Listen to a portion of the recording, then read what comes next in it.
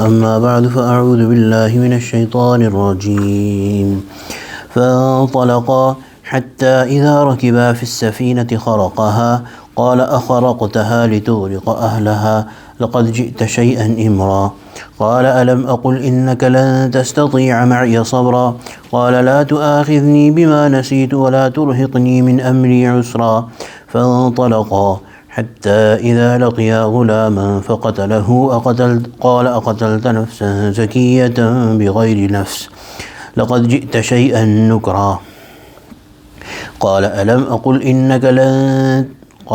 أقل لك إنك لن تستطيع معي صبرا قال إن سألتك عن شيء بعدها فلا تصاحبني قد بلغت من لدني عذرا فانطلقا حتى إذا أتيا أهل قرية استطعما أهلها فأبوا أن يضيفوهما فوجدا فيها جدارا يريد أن ينقض فأقامه قال لو شئت لاتخذت عليه أجرا قال هذا فراق بيني وبينك سأنبئك بتأويل ما لم تستطع عليه صبرا أما السفينة فكانت لمساكين يعملون في البحر فأردت أن أعيبها وكان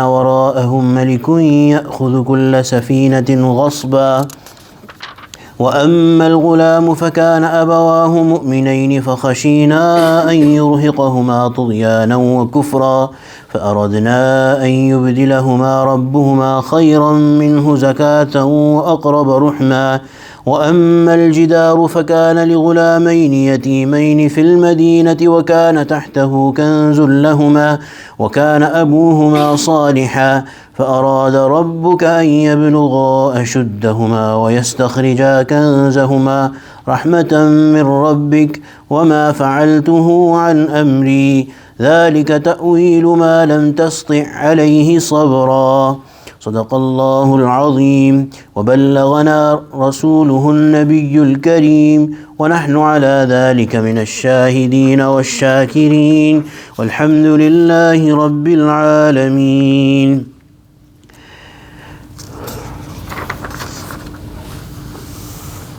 Last night we started the story of Hazrat Musa ala nabiyina alayhi salatu wassalam and Hazrat Khizar alayhi salam meeting.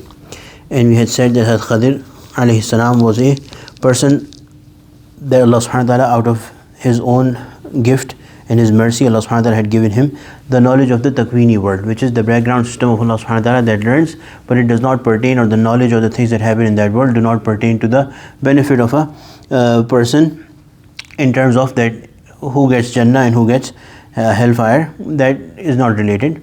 It's a system of Allah subhanahu wa ta'ala that keeps on working in the background, and it works on its own. Allah subhanahu wa ta'ala has appointed some people who are part of that system, and they do jobs related to that system. Khizar alayhi salam was one of those. Allah subhanahu wa ta'ala has mentioned about him and meeting Musa, so we are reading about it. And they had met, and then the promise that Musa as a student made to Khizar is that I will listen to you and not disobey you. So he said that if you want to go with me, then do not ask me any questions. Whatever you see me doing, do not ask me about it. Do not object to it. فَانْطَلَقَا. So they both moved ahead. حَتَّى إِذَا رَكِبَا فِي السَّفِينَةِ خَرَقَهَا. Until when they boarded a boat, خَرَقَهَا. Khizar alayhi salam, he damaged it. He sliced it. So the detail written is that he removed one plank of the boat and then also immediately repaired it. So that boat, the detail about that boat was that it belonged to 10 brothers. 5 of them were basically disabled, and 5 of them, they used to work and take care of the whole family, and that was the only boat that they had, and they used to operate that boat, give people transport, and thus provide their for their livelihood. And Khizar alayhi salam damaged that boat that they had, but also he made sure that as he was damaging it, there was a serious chance that that boat will drown, but he also repaired it right away, either replace that plank or put some glass, or some ulama have written that it was a mu'jiza that even with that plank gone, the boat did not drown. But he made sure that the boat was defected, had a defect in it. Hazrat Musa alayhi salatu wassalam, he was a Nabi of Allah subhanahu wa ta'ala, and he was so used to tell people and make sure that they follow the command of Allah subhanahu wa ta'ala and do not do against the sharia of Allah subhanahu wa ta'ala. He objected to this, and he said, قَالَ, and Musa said, أَخْرَقْتَهَا لِتُغْرِقَ أَهْلَهَا. You sliced it to drown its people. He asked them this as a question. لَقَدْ جِئْتَ شَيْئًا إِمْرًا. In fact, you have done a terrible act. قَالَ, Khizar alayhi salam said, أَلَمْ أَقُلْ إِنَّكَ لَن تَسْتَطِيعَ مَعِيَ صَبْرًا. Did I not say that you can never bear with me patiently? قَالَ, Hazrat Musa said, لَا تُؤَاخِذْنِي. Do not hold me punishable. بِمَا نَسِيت. For what I forgot. وَلَا تُرْهِقْنِي مِنْ أَمْرِي عُسْرًا. And do not make my course too difficult for me. So therein Hazrat Musa alayhi salam really actually forgot this pact, this promise that he had made. So he, out of his habit, asked this question. And then that is why when he was asking for forgiveness, he said that do not hold me punishable for what I forgot. And from this we understand that Allah subhanahu wa ta'ala and in the Sharia of Prophet sallallahu alaihi wasallam, these things that we commit forgetfully, there is much leniency, but it should be a real forgetfulness. For example, somebody misses a wajib in salah forgetfully, Allah subhanahu wa ta'ala has provided a way that they can do 2 extra sujood at the end. They are called sajda sahab, sajda which is made when somebody forgets something. Similarly, if somebody during fasting eats something forgetfully, even if they have a full meal, their fasting keeps on going unaffected. So there is room for somebody who forgets. So Khizar also forgave him. فَانْطَلَقَا. So they moved ahead. حَتَّى until إِذَا لَقِيَا غُلَامًا. Until when they met a boy. Ghulam in Arabic is used for a young child who's not become an adult, who's not responsible for what they do. So a nabaligh child. No sins on that child. فَقَتَلَهُ. Khizar alayhi salam killed that boy. قَالَ. Had Musa said, أَقَتَلْتَ نَفْسًا زَكِيَّةً بِغَيْرِ نَفْسٍ. Did you kill an innocent soul while he did not kill anyone? So this, when Had Musa is calling him nafsan zakiyya, from a nabaligh child, if a nabaligh child even kills somebody, the punishment is not enacted. Had Musa is calling him zakiyya, that means that he was a nabaligh child, a minor. Plus he also mentioned bighayri nafs, he had not even killed anyone. So it was not legitimate in the Sharia of Hazrat Musa alayhi salatu wasalam. لَقَدْ جِئْتَ شَيْئًا نُكْرًا. You have committed a heinous act indeed. Now at this point ulama have written that Musa had not forgotten anything. He knew fully well what he was doing. But he considered, because this is such a huge act, such a major thing, he's found a small boy and he right away without finding anything, without asking anything, just killed him. So he said that you committed a heinous act, and he was not forgetting anything. He was telling him that this is something really wrong that you have done. قال. Khizar alayhi salam said, أَلَمْ أَقُلْ لَكَ إِنَّكَ لَن تَسْتَطِيعَ مَعِيَ صَبْرًا. Did I not say to you, did I not tell you that you can never bear with me patiently? قال. Had Musa said, now this time he did not apologize. He said, إِن سَأَلْتُكَ عَنْ شَيْءٍ بَعْدَهَا فَلَا تُصَاحِبْنِي. If I ask you something further after this, then don't keep me with you. I'm not going to stay, and we are not going to stay in each other's company. قَدْ بَلَغْتَ مِن لَدُنِّي عُذْرًا. Do not, so you have now reached a point where you have a valid excuse to part with me from my own side. That I am providing the grounds, that now it is to that level that if I ask you something in future, then it is a valid thing that you have given me enough excuses. Now we have reached a point where you have a valid excuse to part with me, and that excuse I will provide you. It is from my side basically. فَانْطَلَقَا. So they both moved ahead. حَتَّى until إِذَا أَتَيَا أَهْلَ قَرْيَةٍ. They came to a people of a town. إِسْتَطْعَمَا أَهْلَهَا.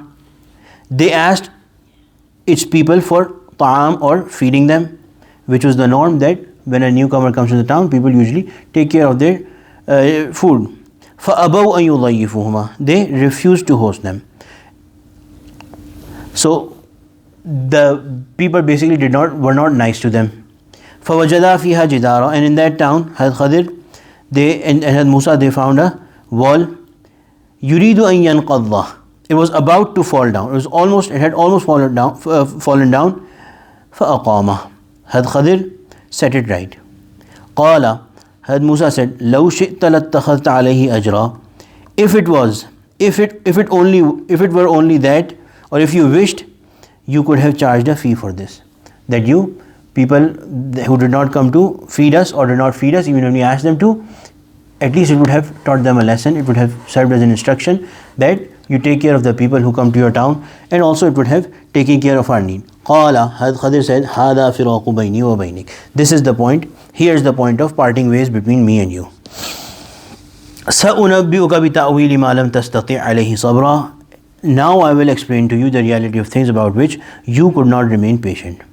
About this, it is written, there's some details, accessory detail written here in the books of tafsir, that young boy, Hazrat Khadir killed, and this wall he straightened. And when it says فَأَبَوْا أَن يُضَيِّفُوهُمَا, these people, they did not come, they refused to host them. Our Hazrat used to narrate a narration here that in the time of Hazrat Umar Khattab radiallahu anh, these people from that town, it's mentioned, the name of the town is also mentioned in Tafasir, Aika, they had come and they said that change the word of Quran, will give you a lot of money and a lot of wealth, only change one dot above, make it ataw, that they came running, they came to feed them. But of course Hazrat Umar radiallahu anh said that I don't want anything, and I'm not gonna, there's no chance that I'm going to change the Quran even a single letter, even a single dot. So now Hazrat Khadir alayhi salam starts to tell him, Hazrat Musa, أَمَّا السَّفِينَةِ, as for the boat, فَكَانَتْ لِمَسَاكِينَ يَعْمَلُونَ فِي الْبَحْرِ, it belonged to the masakin. So here the definition of miskin is also mentioned, that they did have a boat which is a valuable asset, but still Allah subhanahu wa ta'ala is calling them masakin because it was not enough to provide their needs fully. 10 people, 5 people were disabled, 5 people were serving them, so still they are called masakin, although they had a big asset.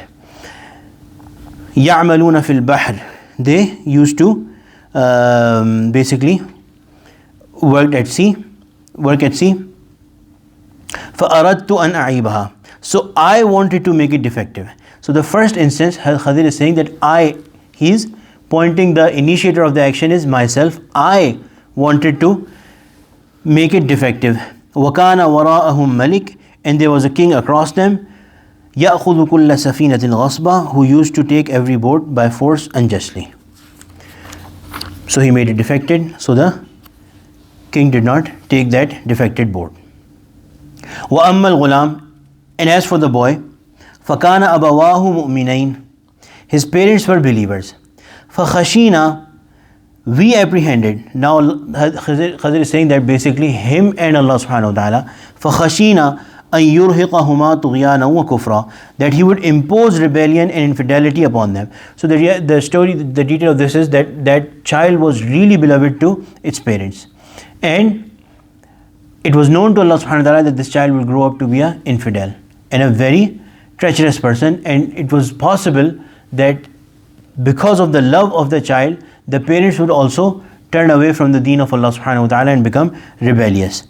فَأَرَدْنَا, so me and my Lord, basically we therefore, أَن يُبْدِلَهُمَا رَبُّهُمَا خَيْرًا مِّنْهُ زَكَاةً وَأَقْرَبَ رُحْمًا, so we therefore wish that their Lord would replace him with someone better than him in piety and more akin to affection. So Allah would give some child to them which they would love even more, and it would be much better, much more pious. And in narrations it is written that Allah subhanahu wa ta'ala gave them a daughter afterwards, from whom Anbiya were born.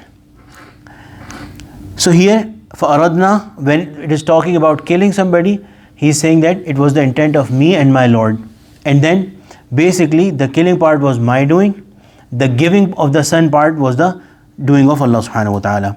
وَأَمَّا الْجِدَارِ, and as for the wall, فَكَانَ لِغُلَامَيْنِ يَتِيمَيْنِ فِي الْمَدِينَةِ, it belonged to yatim boys in the children. two orphan boys in the city. وَكَانَ تَحْتَهُ كَنْزٌ لَهُمَا, and there was a treasure for them beneath it. وَكَانَ أَبُوهُمَا صَالِحًا, and their father was a pious man. So it is mentioned in hadith that it had some gold and some silver that was theirs. The orphan children, when they would grow up, they would get that wealth. But if the wall fell before they grew up, then people would have found out about that treasure and they would have taken it, and their pious father or their caretaker was not there. And some ulama actually have written, some mufassirin have written that this وَكَانَ أَبُوهُمَا صَالِحًا, when Allah subhanahu wa ta'ala says that their father was a salih person, it was not their immediate father, not their grandfather, but he was 8 generations above. And his barakah, his blessing extended to these children as well. And from this the ulama have said that whoever is pious, the rewards of their piety and the barakat and the blessings of piety, their piety extend into their generations for many future generations. Similarly, in a city, if some one person is pious, their blessing extends to the whole city. And this is proven from other hadiths as well. So therefore, Allah subhanahu wa ta'ala takes care of the pious people and their dependents and those that they love. فَأَرَادَ رَبُّكَ أَن يَبْلُغَا أَشُدَّهُمَا وَيَسْتَخْرِجَا كَنْزَهُمَا. So my Lord willed, your Lord willed, that they should reach their maturity and dig out their treasure. رَحْمَةً مِّن رَبِّكَ, as a mercy from your Lord. So now, in that thing which was expressly only negative, apparently, which was breaking the boat, Hazrat Khizar said, I did it. Then in that thing, in that case which included a negative and a positive, Hazrat Khizar included both, that I killed the child and Allah gave them a new child. And in the thing that was only positive, totally positive, that somebody is weak and their treasure is about to be exposed, the wall is being made erect by them, he said that my Lord intended. And this is adab, this is etiquette. Although everything happens from Allah subhanahu wa ta'ala and from the command of Allah subhanahu wa ta'ala, everything which is evil, apparently which is despised and disliked by us, or we may think that it is harmful for us, by the perfect knowledge and wisdom of Allah subhanahu wa ta'ala, therein is also some goodness. That's the first lesson that we learn. The second thing is that when Allah subhanahu wa ta'ala puts us in a hardship, then etiquette demands that we say that it was my doing that I entered into this state of hardship. And when something good happens, then we should say that my Allah has blessed me with this good thing. So bad things we should attribute to our own selves and our misdeeds, and good things we should attribute to Allah subhanahu wa ta'ala. This is etiquette. In reality, everything is from Allah subhanahu wa ta'ala, and everybody knows this. وَمَا فَعَلْتُهُ عَنْ أَمْرِي. This is the sentence that needs to be paid a lot of attention. Khizar said that I did not do anything out of my own accord. I had no authority in any of this. I had no discretion in any of this. And this is the system of taqween of Allah subhanahu wa ta'ala, that when Allah subhanahu wa ta'ala commands something, then it has to be done. Whoever is given that job, they are supposed to do it. They cannot run away from it. They have to do it. So Hazrat Khizar also, he was a Nabi, he was getting wahi from Allah subhanahu wa ta'ala, and he was doing it according to his wahi. Somebody asked Hazrat Abdullah ibn Abbas, Abdullah ibn Masud radiallahu anhu, one of the great Sahaba of the Prophet sallallahu alaihi wasallam, that what if the things that Hazrat Khizar did, what if someone else does those, or what if I do those things? He said, if you get that kind of knowledge from Allah subhanahu wa ta'ala by wahi, then it will become permissible for you to do it too. And that does not happen. The Nabi who's getting a wahi from Allah subhanahu wa ta'ala, then they are commanded to do it and they are going to do it. If no one else can do those things, it's simply not allowed. ذَلِكَ تَأْوِيلُ مَا لَمْ تَسْطِعْ عَلَيْهِ صَبْرًا. This is the reality of things about which you could not remain patient. So thus Allah subhanahu wa ta'ala, in this small passage, Allah subhanahu wa ta'ala has told us about his background system of taqween and how there is people who are working. The reality of Khizar alayhi salam, is he alive or not? There is difference of opinion about that, and it has continued on forever. Some narrations point towards his life still going on. For example, some Sahaba have said that when the Prophet ﷺ passed away, there was a person who came who was really old and he had a white beard and nobody recognized him, and he came in and he consoled the Sahaba and advised them of sabr. And then when he left, Hazrat Umar and Abu Bakr Siddiq radiallahu anhu, if I remember correct, said that this was Hazrat Khizar alayhi salam. Similarly, it is mentioned that he met Hazrat Faruq A'zam radiallahu anhu, Ali radiallahu anhu, and taught them some dua. So And then other awliya, they have also sometimes mentioned that they met Hazrat Khizar alayhi salam, but these are not reliable reports, and there is much difference of opinion about it. Is he alive or not does not matter to us. Are we going into Jannah or are we going into hellfire? How are we going to do in the hereafter? That does not relate to our knowledge about Hazrat Khizar alayhi salam, or our knowing or believing either way. Therefore, we only restrict ourselves to what Allah subhanahu wa ta'ala has told us in the Quran, what the Prophet sallallahu alaihi wasallam has told us in the Hadith, and the Hadiths are not very clear about either way. That is he living forever? Is he not living forever? Or has he died? But sometimes he comes in a different shape or different face of a human being, of a different human being, and people think that they have met Hazrat Khizar alayhi salam. That is also possible. That is one probability. There's many probabilities, and we don't really have to think about them. ربنا تقبل منا إنك أنت السميع العليم وتب علينا إنك أنت التواب الرحيم اللهم اجعلنا من أهل القرآن الذين هم أهلك وخاصتك وصلى الله تعالى على خير خلقه سيدنا مولانا محمد وعلى آله وصحبه أجمعين آمين برحمتك يا أرحم الراحمين.